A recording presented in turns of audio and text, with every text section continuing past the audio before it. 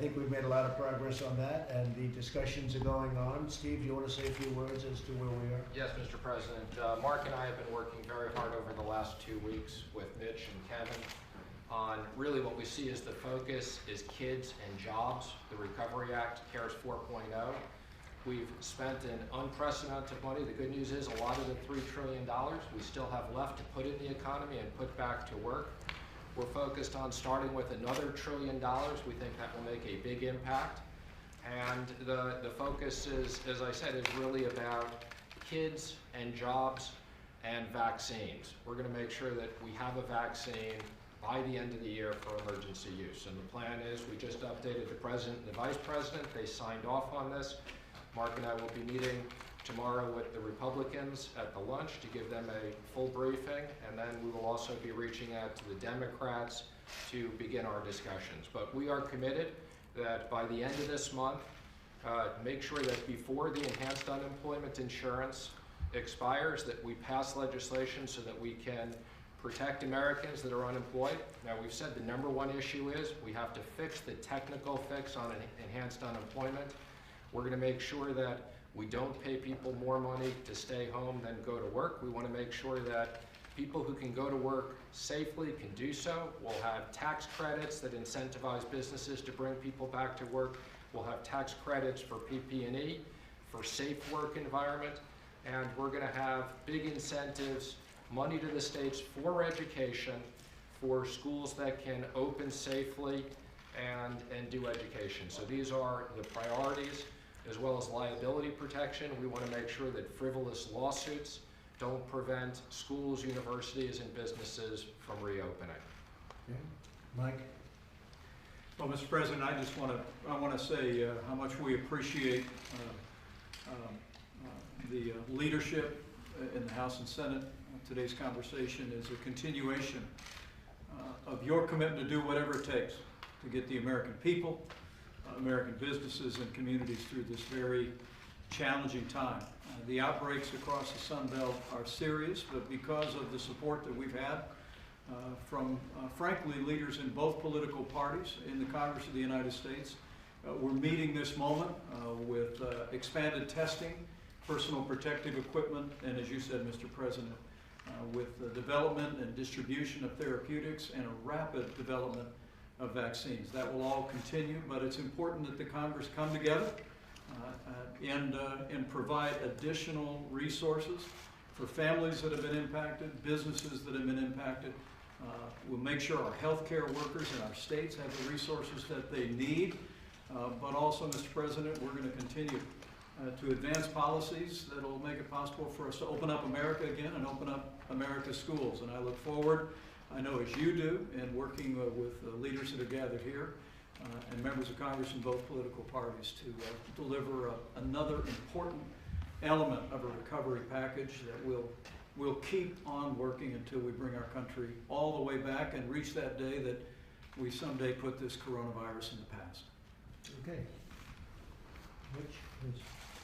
Yeah, tomorrow begins the process of socializing what we've been discussing with the administration over the last 2 weeks with our members.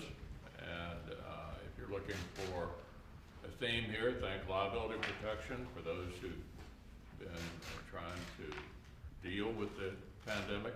We don't need an epidemic of lawsuits on the heels of the pandemic we're already struggling with.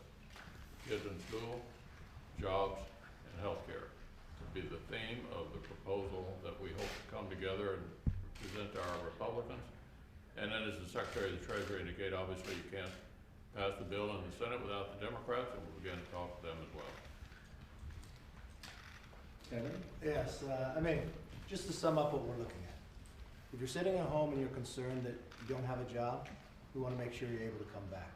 We don't think any federal money should be spent that gives you a disincentive to work. We want to make sure we have incentives to keep going. For those small businesses, we want to make sure you can stay open.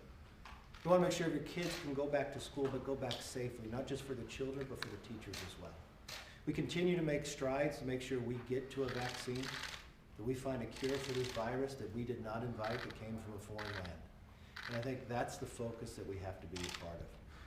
Mitch talks about, and I think it's fundamental, not just for schools, but for any businesses striving, whether they can open back up or not, they should not have an attack from any lawsuits. We need to give the protection that we rebuild, restore, and renew this country to where we were before, and I know we can do it together. That's why we're working here. We'll be reaching out to the Democrats, and I hope for that moment in time, we can put politics aside, that we look at one nation, that we don't sit back inside of a rule within a Senate that a minority denies the ability to have this debate, that denies the ability to help America unite and solve this problem once and for all. We are making great strides when it comes to therapies. What this warp speed, history will write about this. When we get to the moment in time that we have this vaccine, they'll write about how fast it would, and no other country could do what we did because of the ingenuity of this nation. And that's the focus of what we're trying to do. The safety of this country, for our students, for our teachers, and for our businesses, that we're back to work again, stronger and safer and more united. It came from China. It should have never been allowed to get out. They could have stopped it. They could have stopped it easily. They chose not to. And we'll have further reports on that. But it came from China. They could have stopped it. They didn't. They stopped it from going into China, but they didn't stop it from going to the rest of the world. It didn't stop it from going to Europe, to us. They should have stopped it. They could have stopped it. They weren't transparent at all. They were the opposite. It's not good. I spoke with the president of France this morning, and I spoke with the president of Egypt, and we had a very, very good conversation, both of us, and all of us together. I've had many conversations with leaders all over the world over the weekend and over the last couple of weeks in particular. And this is a pandemic that is flaring up all over the place. Countries thought they were in good shape, and then all of a sudden they have a big flare-up. I see that over the weekend, I guess on Friday, there was a record worldwide number of deaths, worldwide. Because when you watch the news, the local news, and you see it, and it's like all about the United States. They never like to talk about what's going on in the world, but you look at Mexico, Brazil, many countries in Europe, all over. Russia. Russia's got a tremendous problem. It's what's going on is terrible. It's terrible. But this is a worldwide problem, and we're helping the world with ventilators. We're helping a lot of countries. They don't have ventilators, and we're sending thousands of ventilators to different countries. But I do want people to understand this is a worldwide problem caused by China, but it's a worldwide problem. Countries are going through hell, and it's going to, we're going to give you a lot of briefings in the next week and over the next few weeks as to, I think it's very important to do it, the vaccines and the therapeutics. I think I'm going to bring some of the great companies that are working and very successfully in the past have worked on these things, and they're going to tell you very specifically what they're doing and how they're doing. But we think we're doing very well in that regard. Those two items, I think, frankly, therapeutic, I like almost better at this point. You go in and you make people better. Now, we have had some very good luck with remdesivir. It's been successful, and others have been successful. The plasma has been successful. But we're really coming up with some very good answers, meaning they are. All over the world they're working, and we're working very closely all over the world on the vaccines and the therapeutics. So we're going to have some of the heads of these great companies coming in. Johnson & Johnson is doing very well in particular. They seem to be doing very well, but numerous are doing very well. It's something that I really feel certain, I guess you can never use totally certain, but pretty damn certain that they're going to have the vaccine, they're going to have therapeutics, and it's going to start taking place very shortly. And that will be a great thing for the world. That will be a great thing. But this is happening all over the world, not just the United States. And it's a tough one. It's very tough. It's very sad when you see the death. It's all death that could have been stopped by China. If they wanted to stop it, they could have stopped it. Okay, thank you very much. All right, guys. Thanks, guys. Thank you. Guys, let's go. Come on, guys. Guys, let's go. John, let's go. Come on, guys. Guys, let's go. Thank you. How important is the payroll tax cut? I think it's very important. I think it's a very important thing. It's very good. It's been proven to be successful. It's a big saving for the people. It's a tremendous saving, and I think it's an incentive for companies to hire the workers back and to keep their workers. So payroll tax cut to me is very important. We're working on it. And I don't think there's too much dispute as to the level of importance, John. It's a very important thing, okay? That's one of many elements we're discussing. We're discussing probably a total of 10 different elements, but payroll tax cut's a very important one. Are they buying it? Are they signing it? Oh, absolutely. No, I think hopefully we'll get there, but we're talking about a lot of things, not just the payroll tax cut. So you're bringing back the coronavirus briefings, is that, do I understand you correctly? Well, we had very successful briefings. I was doing them, and we had a lot of people watching, record numbers watching. In the history of cable television, there's never been anything like it. And we were doing very well, and I thought it would be sort of automatic, and a lot of positive things were happening. And frankly, a lot of the country is doing well. A lot of people don't say, as you understand. But we have had this big flare-up in Florida, Texas, a couple of other places.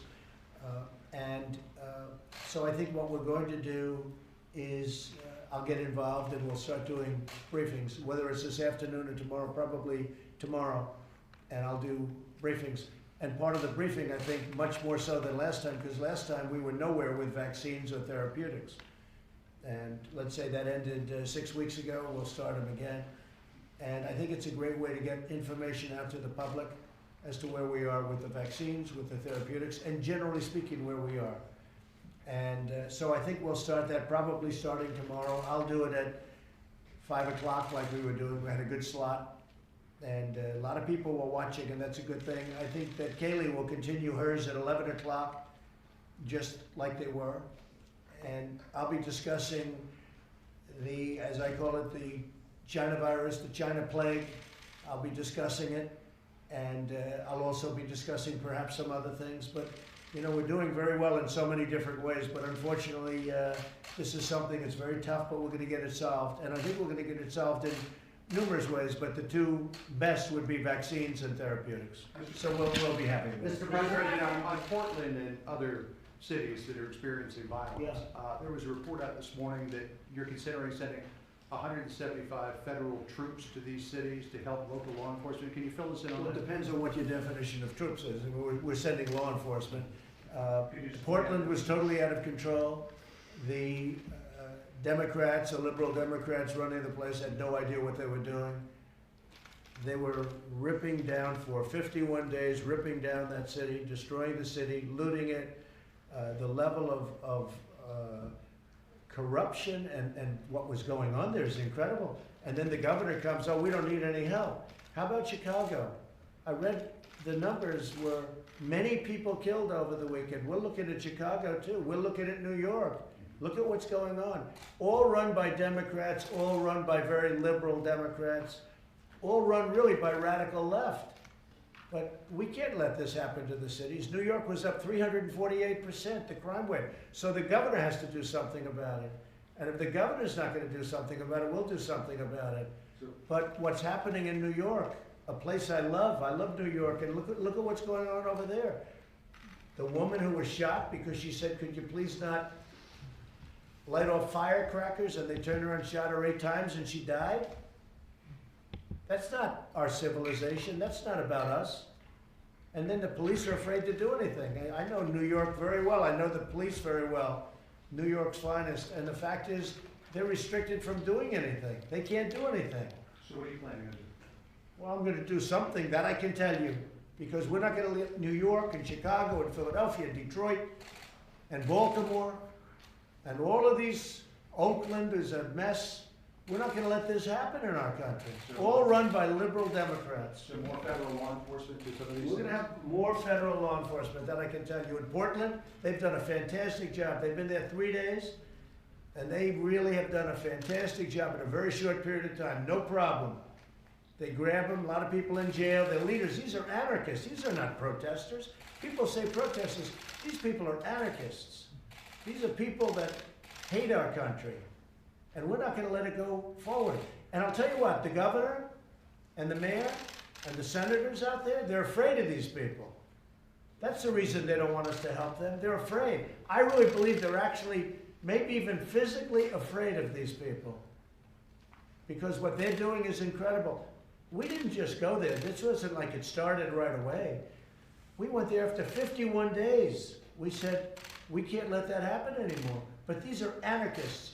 And the politicians out there, yes, they're weak, but they're afraid of these people. They're actually afraid of these people. And that's why they say, we don't want the federal government helping.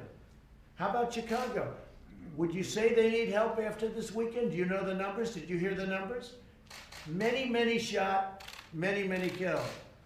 I'm not talking about 1, 2, was it 18 people killed? I think more than that. And you added up over the summer. This is worse than Afghanistan, by far. This is worse than anything anyone's ever seen. All run by the same liberal Democrats. And you know what? If Biden got in, that would be true for the country. The whole country would go to hell.